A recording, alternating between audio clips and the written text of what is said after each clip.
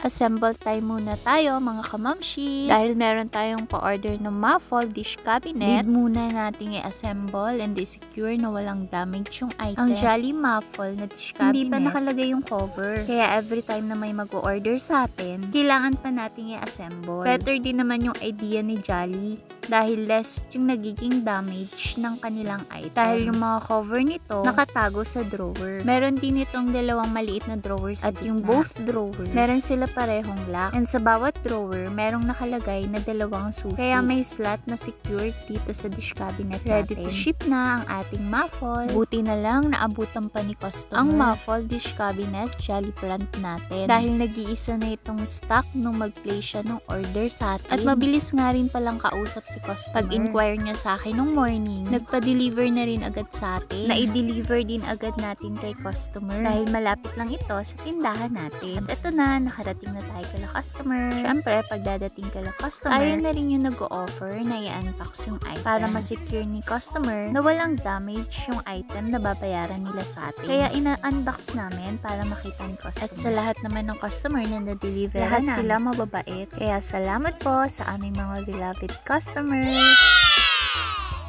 Kaya po dito sa amin, unlimited check all you want para ma-secure din po namin satisfied kayo sa item na purchase. Salamat po sa uulitin na order.